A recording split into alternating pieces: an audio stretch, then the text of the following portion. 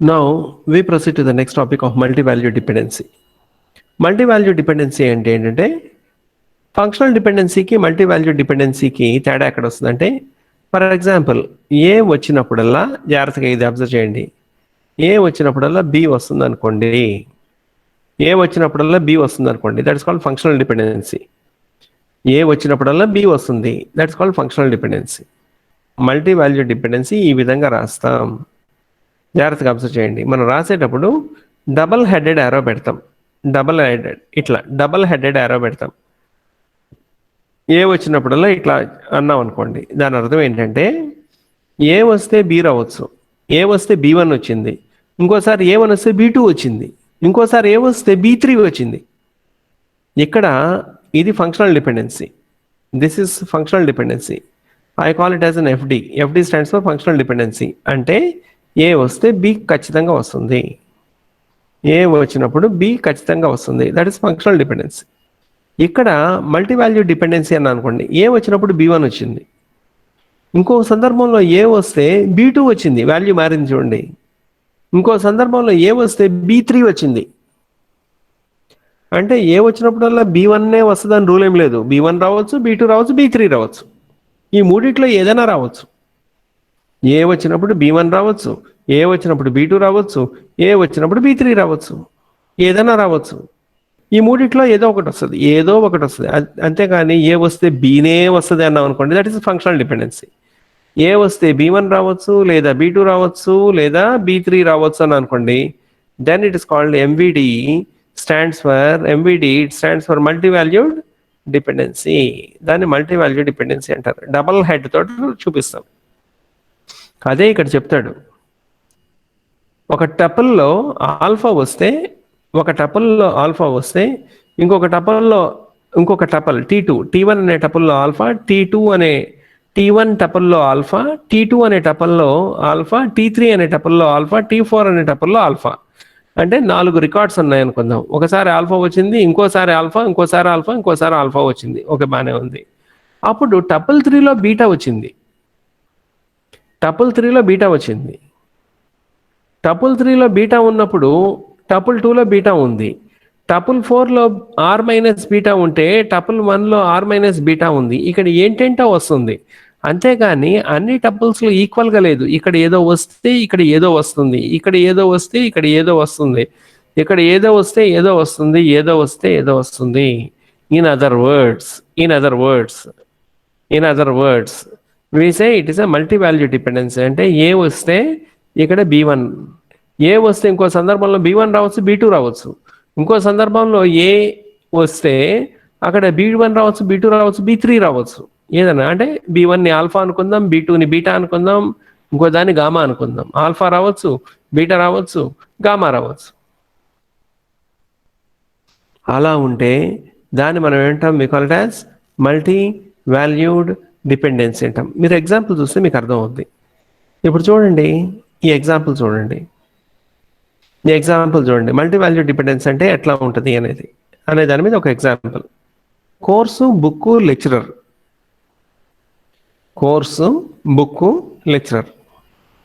ఏదో ఒక కోర్సు ఉంది, ఏహెచ్ఏ అనేది ఒక కోర్సు. ఇక్కడ చూడండి, ఏహెచ్ఏ అనే కోర్సు, ఇది ఏహెచ్ఏ అనే course, AHA is a course, AHA is a course, AHA is a course, AHA is a course. ఇవి కోర్సు. AHA అనేది కోర్సు. ఈ కోర్సు వచ్చినప్పుడు, AHA అనే కోర్సు వచ్చినప్పుడు వాళ్ళు ఈ కోర్స్కి ప్రిస్క్రైబ్డ్ బుక్స్ అన్నమాట. ఇక్కడ సిల్వర్ బుక్, అలాగే నెడర్ బుక్, సిల్వర్ బుక్, వీటిని ప్రిస్క్రైబ్డ్ బుక్స్ 2 పుస్తకాలు, ఐదర్ సిల్వర్ బుక్ ఆర్ నెడర్ బుక్. ఈ 2 పుస్తకాలను ప్రిస్క్రైబ్ చేశారు ఈ కోర్స్కి. అంతేగాని ఈ కోర్స్ వచ్చినప్పుడల్లా సిల్వర్ బుక్కే చదవాలని రూల్ ఏం లేదు. సిల్వర్ బుక్ అన్నా చదవచ్చు, నెడర్ బుక్ అన్నా చదవచ్చు. అయితే ఈ సిల్వర్ బుక్ని జాన్ అనేవాడు లెక్చరర్. ఈ సిల్వర్ బుక్ని ఫాలో అవుతున్నాడు. అలాగే జాన్ అనే లెక్చరర్ ఆ కోర్స్కి వెళ్తా నెడర్ బుక్ కూడా ఫాలో అవుతున్నాడు. సో జాన్ అనేవాడు సిల్వర్ బుక్ని నెడర్ బుక్ని ఫాలో అవుతున్నాడు. ఈ కోర్స్కి ఇంకొక లెక్చరర్ విలియం అనేవాడు ఆ కోర్స్కి చెప్తాడు. వాడు సిల్వర్ బుక్ని ఫాలో అవుతున్నాడు, నెడర్ బుక్ని ఫాలో అవుతున్నాడు. అలాగే ఈ కోర్సుని క్రిస్టియానా అనే లెక్చరర్ కూడా వెళ్తున్నాడు ఆ కోర్స్కి. అతను కూడా సిల్వర్ బుక్ నెడర్ బుక్ ఫాలో అవుతున్నాడు. ఇప్పుడు మల్టీ వాల్యూడ్ డిపెండెన్సీ గమనించండి. ఈ కోర్సు వచ్చినప్పుడల్లా ఇదే బుక్ వస్తుంది అని లేదు కదా, ఈ బుక్ రావచ్చు, ఈ బుక్ రావచ్చు, అంటే మల్టిపుల్ వాల్యూస్. ఈ కోర్స్ వచ్చినప్పుడల్లా ఇదే బుక్ వస్తుంది అని లేదు. ఒకవేళ ఇది వచ్చినప్పుడల్లా ఇదే వస్తుంది అంటే that is called functional dependency. ఇప్పుడు ఈ కోర్స్ వచ్చినప్పుడు ఈ బుక్ అన్న ఫాలో అవ్వచ్చు, ఈ బుక్ అన్న చూడండి, ఇక్కడ చూడండి ఈ బుక్ వస్తుంది, ఈ బుక్ కానీ ఈ బుక్ కానీ వస్తుంది, అంటే మల్టిపుల్ వాల్యూస్ ఉన్నాయి. సరే, ఇంతవరకు బాగానే ఉంది, మల్టిపుల్ వాల్యూస్ ఉన్నాయి. పోనీ ఈ బుక్ వచ్చినప్పుడు ఇదే లెక్చరర్ వస్తున్నాడా? ఈ బుక్ వచ్చినప్పుడల్లా ఇదే లెక్చరర్ వస్తున్నాడా? జానే వస్తున్నాడా? లేదు. ఈ బుక్ వచ్చినప్పుడు జాన్ రావచ్చు, విలియం రావచ్చు, క్రిస్టియానా రావచ్చు. ఈ బుక్కుని జాన్ ఒక్కడే ఫాలో అవుతున్నాడా? లేదు. ఈ బుక్ వచ్చినప్పుడు జాన్ అన్న రావచ్చు, ఈ బుక్ వచ్చినప్పుడు విలియం అన్న రావచ్చు, ఈ బుక్ వచ్చినప్పుడు క్రిస్టియానా అన్న రావచ్చు. This is multi valued. అలాగే నెడర్ బుక్ వచ్చినప్పుడు జాన్ అన్న రావచ్చు, నెడర్ బుక్ వచ్చినప్పుడు విలియం అన్న రావచ్చు, నెడర్ బుక్ వచ్చినప్పుడు క్రిస్టియానా అన్న రావచ్చు.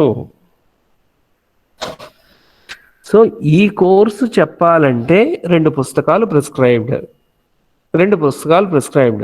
ఈ కోర్సు చెప్పడానికి 3 లెక్చరర్స్ ప్రిస్క్రైబ్డ్. ఈ కోర్సు చెప్పడానికి చెప్పే లెక్చరర్స్ 3. ఈ 3 ఈ 2 పుస్తకాలు వాడుతూ ఈ కోర్సుని చెప్తున్నారు. ఈ 3 ఈ 2 పుస్తకాలు వాడుతూ ఈ కోర్సు చెప్తున్నాడు. This is multi value dependency. This is nothing but multi value dependency. Are you following? అలాగే ఓఎస్ఓ అని ఇంకో కోర్సు ఉంది. ఓఎస్ఓ అనే కోర్సు ఉంది.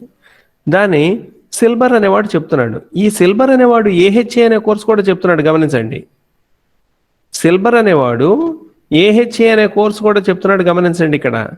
ఆ సిల్బర్ అనేవాడు ఓఎస్ఓ అనే ఇంకో కోర్సు కూడా చెప్తున్నాడు. Multi valued. ఈ కోర్సుని సిల్బరే చెప్పాలని లేదు, సిల్బర్ చెప్తున్నాడు. అలాగే ఓఎస్ఓ అనే కోర్సుని సిల్బర్ చెప్తున్నాడు.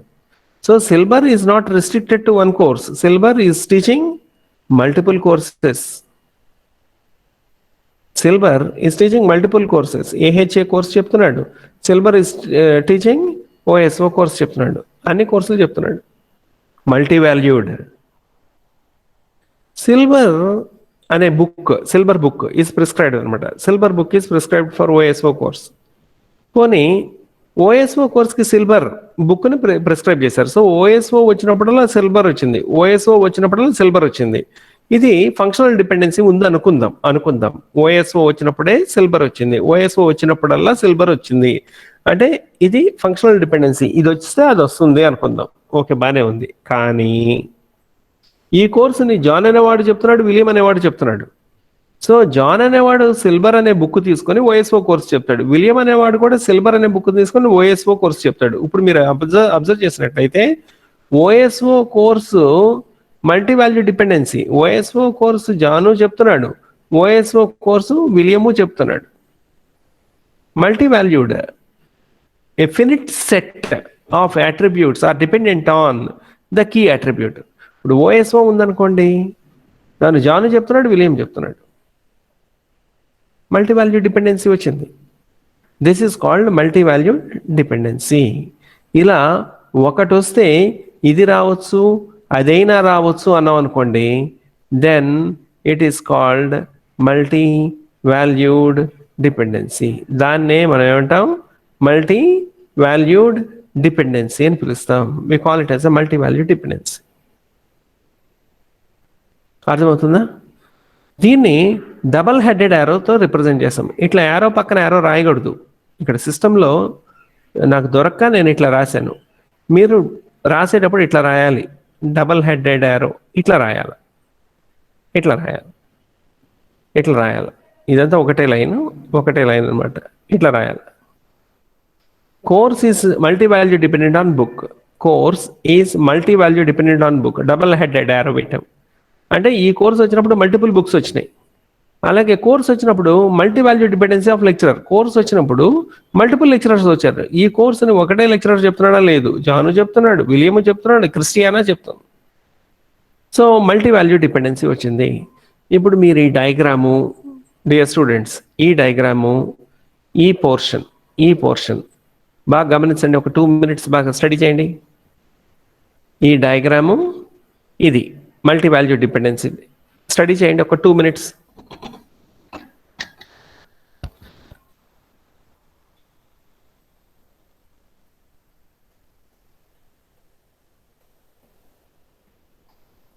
Hope you had gone through. Yes, sir. Right.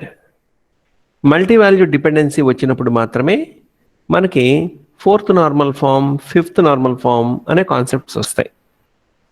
You get the concepts of 4th normal form and 5th normal form అనే కాన్సెప్ట్స్ వస్తాయి. ఇప్పుడు there is a concept of lossless decomposition అని ఉంది. లాస్లెస్ డీకంపోజిషన్ చూడండి. Lossy decomposition, lossless joint decomposition అని మనకున్నాయి. Lossy decomposition, lossless joint decomposition అని concepts ఉన్నాయి. Lossy decomposition, lossless joint decomposition అని ఉన్నాయి. లూజీ డీకంపోజిషన్ అంటే ఏంటంటే, మనం ఒక పెద్ద టేబుల్ని 2 చిన్న చిన్న టేబుల్స్గా డివైడ్ చేసాం అనుకుందాం. 2 కాకపోతే 3 చిన్న చిన్న టేబుల్స్గా డివైడ్ చేసాం అనుకుందాం. వాటన్నిటిని మళ్ళీ కలిపితే మళ్ళీ తిరిగి నాకు ఒరిజినల్ టేబుల్ రావాలి. రాకపోతే దాన్ని లూజీ జాయింట్ డీకంపోజిషన్ అంటాం. ఫర్ ఎగ్జాంపుల్ ఇది తీసుకోండి. ఇక్కడ S1 P1 D1, S1 P1 PD, ఇక్కడ S Pగా డివైడ్ చేసాం. అలాగే Pని Dకి డివైడ్ చేసాం, PD డివైడ్ చేసాం. ఇక్కడ చూడండి S P సపరేట్ చేసాం. S1 P1, S2 P2, S3 P1 divide చేసాం. ఈ టేబుల్ని ఇలా డివైడ్ చేసాం. ఇది టేబుల్ 1. అలాగే ఇది టేబుల్ 2గా డివైడ్ చేసాం అనుకుందాం. Table 2గా P1 D1, P2 D2 and P1 D3 ఇలా డివైడ్ చేసాం. ఈ టేబుల్ను 2 డివిజన్స్ చేసాం. ఈ రెండింటిని జాయిన్ చేస్తే మళ్ళీ నాకు తిరిగి ఒరిజినల్ టేబుల్ రావాలి. If I join both the tables, దీన్ని తీసి జాయిన్ చేస్తే మళ్ళీ తిరిగి ఒరిజినల్ టేబుల్ రావాలి. ఒకవేళ ఒరిజినల్ టేబుల్ రాలేదనుకోండి, that is called lossy decomposition, అంటే వి లాస్ట్ సమ్ డేటా. ఇప్పుడు S1 P1 D1 ఈ 2 కలిసినాయి. S1 P1 D1 okay. S2 P2 D2 S2 P2 D2 ఈ 2 కలిసినాయి అనుకుందాం. S3 P1 D3 S3 P1 D3 S3 P1 D3 S1 P1 D1 S2 P2 D2 S3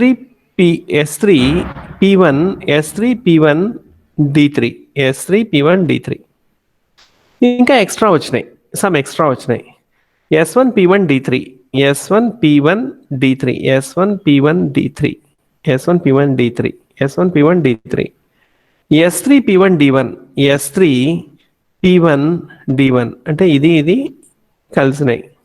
ఇది కలిసినాయి. S3 P1 D1 ఇది కలిసినాయి. ఇలా వచ్చింది.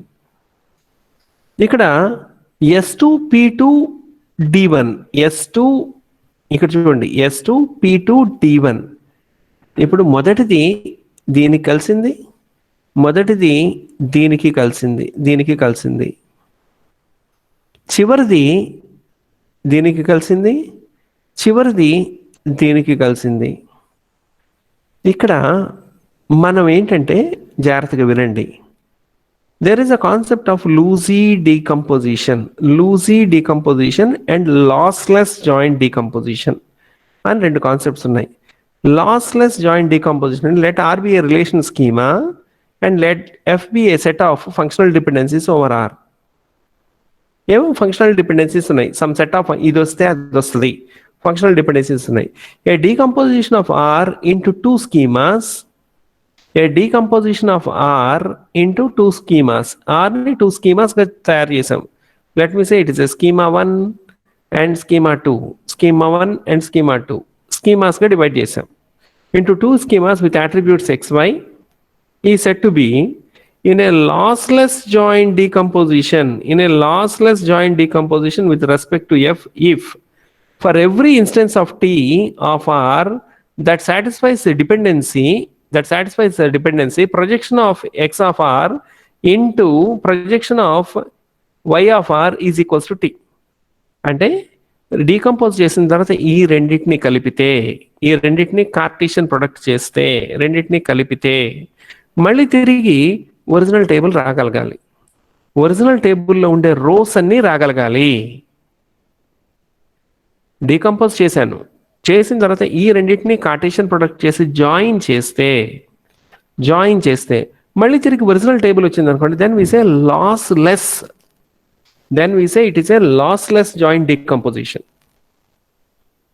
అలా కాకుండా join చేసినప్పుడు ఈ రెండింటిని జాయిన్ చేస్తే మళ్ళీ తిరిగి ఒరిజినల్ రోస్ రాలేదనుకోండి, then we say it is a loosey decomposition అంటాం. రెండు ముక్కలు చేసిన తర్వాత, డీకంపోజ్ చేసిన తర్వాత రెండింటిని జాయిన్ చేస్తే, జాయిన్ ఆపరేషన్, మళ్ళీ తిరిగి ఒరిజినల్ టేబుల్ రావాలి. అలా కాకుండా కొన్ని వాల్యూస్ మిస్ అవుతున్నాయి అనుకోండి, then we say it is a lossy decomposition. We call it as a lossy decomposition అని పిలుస్తాం. అది ప్రాపర్టీస్ ఆఫ్ డీకంపోజిషన్. అట్లాగే డిపెండెన్సీ ప్రిజర్వేషన్ ఏంటంటే, ఫర్ ఎగ్జాంపుల్ ఫంక్షన్ 1 కనుక నేను చెప్తే, అంటే ఫర్ ఎగ్జాంపుల్ కీ చెప్పాను అనుకోండి, రోల్ నెంబర్ చెప్పాను అనుకోండి, వాడి పేరు, వాడి మార్క్స్, వాడి టోటల్, వాడి అడ్రస్ చెప్పగలుగుతున్నాం, బానే ఉంది. మనం డీకంపోజ్ చేసిన తర్వాత, అంటే ముక్కలు చేసిన తర్వాత, ఇప్పుడు రోల్ నెంబర్ చెప్తే మిగిలిన డీటెయిల్స్ చెప్పలేకపోతున్నాం అనుకోండి, అప్పుడు డిపెండెన్సీ ప్రిజర్వేషన్ పోయింది అనమాట. డిపెండెన్సీ పోగొట్టుకున్నాం, డిపెండెన్సీ ప్రిజర్వేషన్ పోయింది అని అర్థం. మళ్ళీ వినండి, ఒక టేబుల్ ఉంది, దాంట్లో స్టూడెంట్ నెంబరు, నేము ఏవో ఉన్నాయి, మార్క్ 1 మార్క్ 2 టోటల్ ఇవన్నీ ఉన్నాయి. ఇప్పుడు రోల్ నెంబర్ చెప్తే నేను ఏమన్నా చెప్పగలుగుతున్నాను, వాటి అడ్రస్ చెప్పగలుగుతున్నాను, వాళ్ళ ఫాదర్ పేరు చెప్పగలుగుతున్నాను, వాళ్ళ మదర్ పేరు చెప్పగలుగుతున్నాను, వాడికి ఎంత టోటల్ వచ్చిందో నేను చెప్పగలుగుతున్నాను. రోల్ నెంబర్ చెప్తే మిగిలిన డీటెయిల్స్ అన్ని చెప్పగలుగుతున్నాను. ఇది ఒరిజినల్ టేబుల్. ఆ ఒరిజినల్ టేబుల్ని నేను పీసెస్ చేశాను, డీకంపోజ్ చేశాను, ముక్కలు చేసిన తర్వాత డిపెండెన్సీ ప్రిజర్వేషన్ ఉందా లేదా చూడాలి. అసలు డిపెండెన్సీ ప్రిజర్వేషన్ అంటే ఏంటి? ప్రిజర్వ్ చేయాలి, డిపెండెన్సీని ప్రిజర్వ్ చేయాలి అంటే భద్రపరచాలి. ఇప్పుడు ఒక టేబుల్, ఒక పెద్ద టేబుల్ R1 R2 R3గా ముక్కలైంది అనుకుందాం. R అనే రిలేషన్, R అనబడే పెద్ద టేబుల్ R1 R2 R3 అలా చిన్న ముక్కలు చేశాను, 3 ముక్కలు చేశాను అనుకుందాం. రెడెండెన్సీ పోయింది కదా అని మనం హ్యాపీ ఫీల్ కాకూడదు. రిపిటేషన్ ఆఫ్ డేటా పోయింది కదా అని నువ్వు హ్యాపీ ఫీల్ కాకూడదు. డిపెండెన్సీ ప్రిజర్వేషన్ ఉందా లేదా కూడా చెక్ చేయాలి. అసలు డిపెండెన్సీ ప్రిజర్వేషన్ అంటే ఏంటి అంటే, ఇప్పుడు స్టూడెంట్ నెంబర్ చెప్పాను, నేను చెప్పగలుగుతున్నా. స్టూడెంట్ నెంబర్ చెప్పాను, టోటల్ చెప్పగలుగుతున్నా. స్టూడెంట్ నెంబర్ చెప్పాను, వాళ్ళ ఫాదర్ నేమ్ చెప్పంటే చెప్పలేకపోతున్నా. ఇందాక చెప్పగలిగాను, ఇప్పుడు చెప్పలేకపోతున్నాను అంటే you last dependency. That is wrong decomposition. అలా ఉండకూడదు. లాస్లెస్ జాయింట్ డీకంపోజిషన్ ఉండాలి, డిపెండెన్సీ ప్రిజర్వేషన్ ఉండాలి. డిపెండెన్సీ ప్రిజర్వేషన్ అంటే ఇది చెప్తే మనం ఏదైనా సరే చెప్పగలగాలి, అట్లా ఉండాలన్నమాట. దాన్నే మనం డిపెండెన్సీ ప్రిజర్వేషన్ అంటాం. సో మల్టీ వాల్యూ డిపెండెన్సీ ఉన్నప్పుడు మీరు డిపెండెన్సీ ప్రిజర్వేషను, లాస్లెస్ జాయింట్ డీకంపోజిషను అన్నీ కూడా కరెక్ట్గా ఉన్నాయా లేదా చూడాలి అని అంటాడు. ఏ చెప్తే బి చెప్తున్నాను, బి చెప్తే సి చెప్తున్నాను, ఇదంతా బాగానే ఉంది. ఫర్ ఎగ్జాంపుల్ సి చెప్తే డి చెప్తున్నాను. ఇప్పుడు ఏ చెప్తే డి చెప్పండి అంటే ఒకవేళ చెప్పలేకపోయాను అనుకోండి, decomposition is wrong decomposition. Dependency preservation లేనట్టే, అది దాని మీనింగ్. ఇప్పుడు ఒక ఎగ్జాంపుల్ చూడండి ఇక్కడ, fourth normal form. A relation is in the fourth normal form if it is in Boy's code normal form and has no multi-value dependency. No multi-value dependency. Multi-value dependency ఉండకూడదు. మీకు multi-value dependency అంటే ఏంటో ఇందాక చెప్పాను. ఒక కోర్స్కి 2 text books ఉన్నాయి. ఒక text బుక్ని 3 లెక్చరర్స్ ఫాలో అవుతున్నారు. ఒక కోర్స్కి మల్టిపుల్ టెక్స్ట్ బుక్స్ ఉన్నాయి. ఒక టెక్స్ట్ బుక్ని 3 లెక్చరర్స్ ఫాలో అవుతా ఉన్నారు. That is called the multi-value dependency. అటువంటి మల్టీ-వాల్యూ డిపెండెన్సీ ఉండకోకుండా చేసుకోవాలి ఫోర్త్ నార్మల్ ఫామ్. ఇప్పుడు చూడండి, ఈ ఎగ్జాంపుల్ చూడండి, ఇక్కడ ఏదో ఎగ్జాంపుల్ ఇచ్చాడు. 21 స్టూడెంట్ ఐడి 21, వాడు కంప్యూటర్స్ నేర్చుకుంటున్నాడు. కోర్స్ కంప్యూటర్స్, వాడు హాబీ డాన్సింగ్. వాడు హాబీ, కోర్స్ వేరు హాబీ వేరు. సింగింగు, డాన్సింగు, పెయింటింగు, కుకింగు అవన్నీ హాబీస్. కెరీర్ కోసం ఉపయోగించేది కోర్సు. ఇక్కడ చూడండి, student ID 21 computers, course is computers, dancing is hobby. Student number 21 మళ్ళీ అదే స్టూడెంట్ మ్యాథ్స్ కోర్సు చేస్తున్నాడు, వాడు సింగింగ్ కూడా ఉంది హాబీ. సో ఈ స్టూడెంట్ నెంబర్ 21 2 కోర్సులు, కంప్యూటర్స్ మ్యాథ్స్ ఫోకస్ చేస్తున్నాడు, డాన్సింగ్ సింగింగ్ మీద ఫోకస్ చేస్తున్నాడు. Multi valued. 21 వచ్చినప్పుడల్లా కంప్యూటరే వస్తుంది అని అంటల్లా. 21 వస్తే కంప్యూటర్ రావచ్చు, 21 వస్తే మ్యాథ్స్ రావచ్చు. వాడు హాబీ ఓన్లీ డాన్సింగ్, 21 యొక్క హాబీ ఓన్లీ డాన్సింగే అని అంటల్లా. 21కి హాబీ డాన్సింగ్ ఉంది, 21కి హాబీ సింగింగ్ ఉంది. Multi valued dependency. 34 అనేవాడు కెమిస్ట్రీ, వాడి కోర్సు డాన్సింగ్. 74 అనేవాడు బయాలజీ క్రికెట్. 59 అనేవాడు ఫిజిక్స్ కోర్సు హాకీ. ఇక్కడ మీరు గమనించినట్లయితే వాడికి 21 వచ్చినప్పుడు కంప్యూటర్ వచ్చింది, 21 వస్తే మ్యాథ్స్ వచ్చింది, 21 వస్తే డాన్సింగ్ వచ్చింది, 21 వస్తే సింగింగ్ వచ్చింది. That is multi value dependency కనిపిస్తూ ఉంది ఇక్కడ. మల్టీ వాల్యూ డిపెండెన్సీ వస్తుంది. దీన్ని మనం డీకంపోజ్ చేసాం. ఎలా డీకంపోజ్ చేసాము చూడండి ఇక్కడ. 21 computer, 21 maths, 34 chemistry, 34 biology, 34 physics. ఇంతవరకు పెట్టాం. ఈ హాబీస్ను మళ్ళీ పక్కకు లాగేసాం. 21 dancing, 21 singing, 34 dancing, 34 cricket, 74 cricket, 59 hockey. యాక్చువల్గా ఇక్కడ మీరు గమనించినట్లయితే వాడికి 2 హాబీస్ ఉన్నాయి, 2 కోర్సెస్ ఉన్నాయి. 2 హాబీస్ ఉన్నాయి, 2 కోర్సులు ఉన్నాయి. అయితే ఇక్కడ మీరు చదివినట్లయితే ఇది ఏమని మీనింగ్ అర్థం ఇస్తుందంటే, computer course dancing, maths course singing, ఈ రెండింటికి మధ్యలో ఏదైనా సంబంధం ఉందా అనే డౌట్ వస్తుంది మీకు. అట్లా రాకూడదు. కంప్యూటర్కి డాన్సింగ్కి ఏం సంబంధం లేదు. వాడు కంప్యూటర్ కోర్స్ చేస్తున్నాడు, వాడికి హాబీ డాన్సింగ్ ఉంది, డాన్సింగు సింగింగు ఉంది. వాడు మ్యాథ్స్ కంప్యూటరు 2 నేర్చుకుంటున్నాడు. అంతేగాని మ్యాథమెటిక్స్కి సింగింగ్కి మధ్యలో ఏమైనా సంబంధం ఉందా అనే డౌట్ మీకు రాకూడదు. అందుకని ఇప్పుడు ఏం చేస్తున్నాను, దీన్ని సపరేట్ చేస్తున్నా, ఈ పీస్ని సపరేట్ చేస్తున్నా. 21 computers, 21 maths, chemistry, biology, physics. అలాగే ఈ హాబీని సపరేట్ చేశాను. 21 dancing, 21 singing, 34 dancing, 34 cricket and 59 hockey separate చేశాను. This is the best representation of multi value dependency. దీనికన్నా ఇట్లా రాయటం కన్నా ఇట్లా రాయటం బెస్ట్. దీన్ని మనం ఏమంటాం, ఫోర్త్ నార్మల్ ఫామ్ అంటాం. We call this as a fourth normal form, 4NF. That is the fourth normal form. It is 4NF, stands for fourth normal form. Just 2 minutes study చేయండి ఫోర్త్ నార్మల్ ఫామ్. ఇంకొక normal form ఉంది, fifth normal form, అది చెప్పుకుందాం 5 minutes. Dear students, ఒక్క 2 minutes మీరు study చేయండి దీన్ని. Fourth normal form, it is multi value dependency మీద ఆధారపడి ఉంది. మల్టీ వాల్యూ డిపెండెన్సీ మీద ఇది ఆధారపడి ఉంది, fourth normal form. Please study for 1 minute.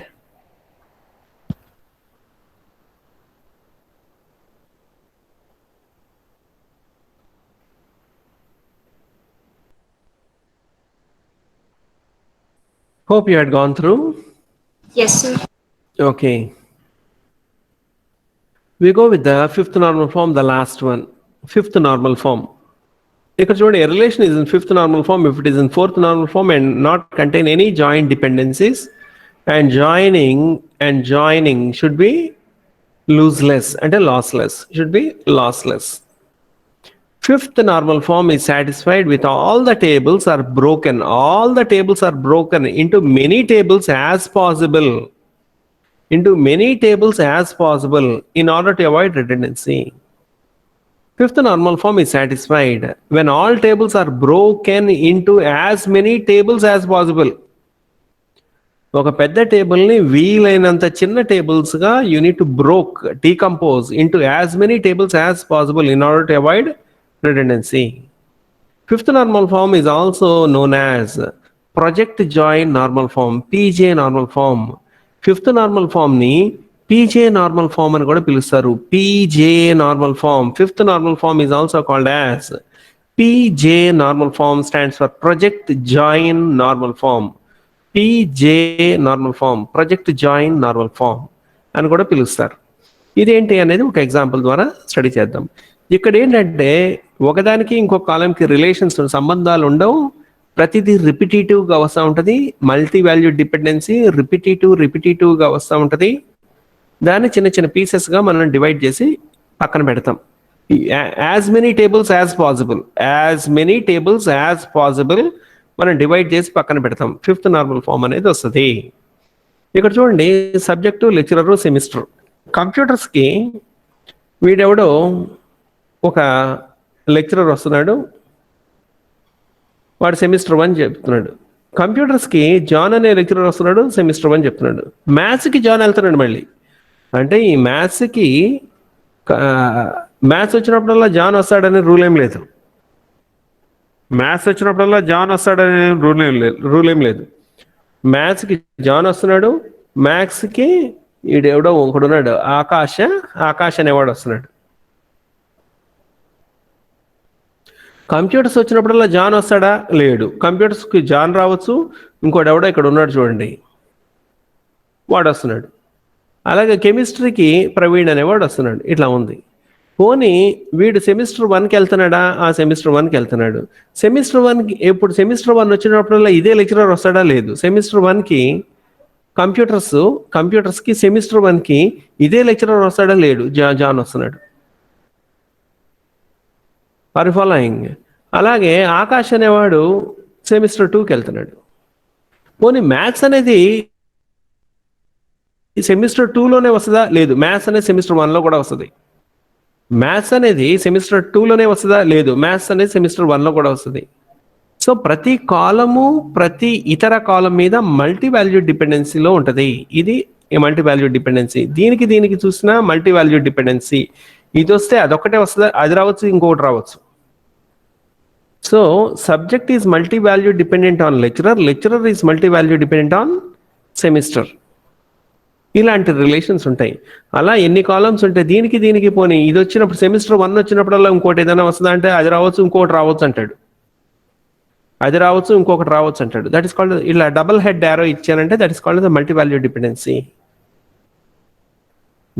Multi valued dependencies వస్తాయి.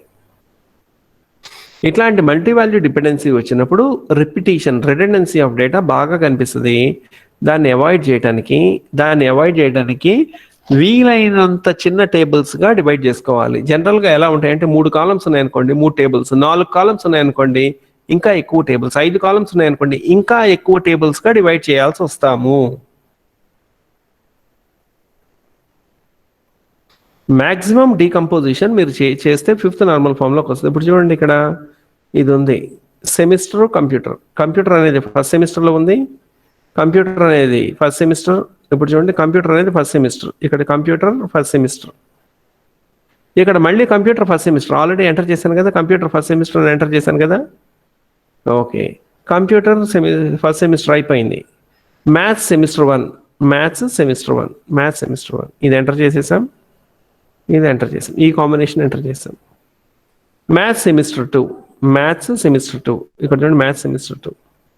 కెమిస్ట్రీ మ్యాథ్స్ సెమిస్టర్ 2 ఇది ఎంటర్ చేసాం. కెమిస్ట్రీ సెమిస్టర్ 1, ఇక్కడెక్కడ సెమిస్టర్ 1. సో ఈ కాలం అంటే సబ్జెక్టు సెమిస్టర్ కాంబినేషన్ తీసుకున్నాం. డిఫరెంట్ కాంబినేషన్స్ చూడండి. సబ్జెక్టు సెమిస్టర్ కాంబినేషన్ తీసుకున్నాం. తర్వాత డిఫరెంట్ కాంబినేషన్ సబ్జెక్టు సెమిస్టర్ అయిపోయింది. ఇప్పుడు subject lecturer semester combinations. Subject lecturer, computers lecturer, Anshika computers lecturer, subject lecturer Anshika, computer John, maths John, maths Anshika, chemistry Praveen తీసుకుందాం. చూడండి, ఒక కాంబినేషన్ సబ్జెక్టు సెమిస్టర్, ఇంకో కాంబినేషన్ సబ్జెక్టు లెక్చరర్, ఇంకో combination lecturer semester. ఇది lecturer semester ఇక్కడ combination పెట్టాను. ఇలా చేయటం వల్ల డూప్లికేషన్ ఎలిమినేట్ అయిపోద్ది అంటాడు. By doing so repetitive or redundant data can be eliminated to the maximum extent. By decomposing a table into multiple fragmented smaller tables, the amount of redundancy can be eliminated. ఇలా చేయటాన్ని మనం అంటాం F5NF అంటాం. Stands for fifth normal form అంటాం. It is called as a fifth normal form. First normal form, second normal form, third normal form, BCNF normal form, fourth normal form and fifth normal form. మనకి 5 రకాలు అంటే 6 రకాలు ఉన్నాయి. BCNFతో కూడా కలుపుకుంటే మనకి 6 రకాల నార్మల్ ఫామ్స్ వస్తాయి. ఇది ఇంపార్టెంట్ క్వశ్చన్. ఖచ్చితంగా మీకు ఇప్పుడు చెప్పుకున్న ఈ 6 నార్మల్ ఫామ్స్లో 2 క్వశ్చన్స్ అయితే అడుగుతారు. మీ ఎగ్జామినేషన్స్లో 2 క్వశ్చన్స్ ఖచ్చితంగా అడుగుతారు. బాగా చదువుకోండి. నార్మలైజేషన్ ఇది ఇంటర్వ్యూస్లో కూడా చాలా important. What is BCNF normal form అంటాడు. అప్పుడు మీరు చెప్పాలా, 2 కాంపోజిట్ కీస్ కనిపిస్తాయి. attribute of one composite key is dependent on attribute of another composite key. In such case we need to go with the normal form అని చెప్పాను. అలాగే first normal form ఎప్పుడు చేయాలంటాడు. అటామిక్ వాల్యూ కావాలంటే first normal form చేయాలి అన్నాను. What is second normal form? Partial dependency ఉంటే second normal form చేయాలి అంటాడు. Third normal form transitive dependency ఉంటే థర్డ్ నార్మల్ ఫామ్ చేయాలి అని. BCNF నార్మల్ ఫామ్ అంటే కాంపోజిట్ కీస్ కనిపిస్తే కాంపోజిట్ కీస్ మీరు ఒకటి సింపుల్ క్లూ చెప్తాను చూడండి. ఆంధ్రప్రదేశ్, తెలంగాణ, CM అని గుర్తుపెట్టుకోండి. ఆంధ్రప్రదేశ్, తెలంగాణ అన్ని తెలుగు రాష్ట్రాల CM అనమాట, చీఫ్ మినిస్టర్ అని గుర్తుపెట్టుకోండి.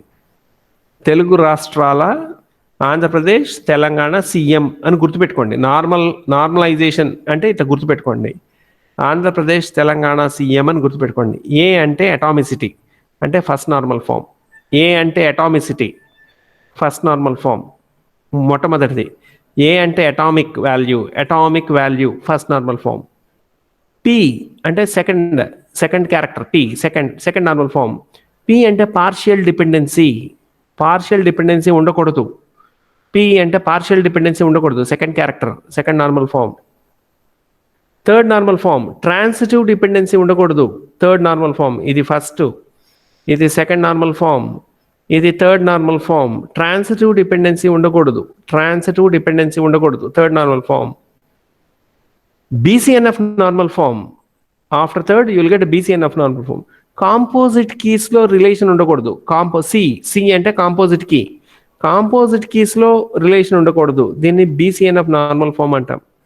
కాంపోజిట్ కీస్ మధ్యలో రిలేషన్ ఉండకూడదు, దాన్ని BCNF నార్మల్ ఫామ్ అంటాం. Fourth and fifth normal form or multi value dependency. Or on multi value dependency. అంతే. ఆంధ్రప్రదేశ్, తెలంగాణ CM. ఏ అంటే అటామిక్గా ఉండాలి, P అంటే పార్షియల్ డిపెండెన్సీ ఉండకూడదు, T అంటే ట్రాన్సిటివ్ డిపెండెన్సీ ఉండకూడదు, C అంటే కాంపోజిట్ కీస్ మధ్యలో రిలేషన్ ఉండకూడదు, M అంటే మల్టీ వాల్యూ డిపెండెన్సీ ఉండకూడదు. Andhra Pradesh, Telangana CM, chief minister. అలా గుర్తుపెట్టుకోండి. క్లూ ఒక బండ గుర్తు అనమాట. ఇప్పుడు ఇది గుర్తుంటే మీరు ఈజీగా థియరీ ఎగ్జాంపుల్స్ అన్ని మీరు రాయగలుగుతారు. Right students, with this I stop the class. Thank you.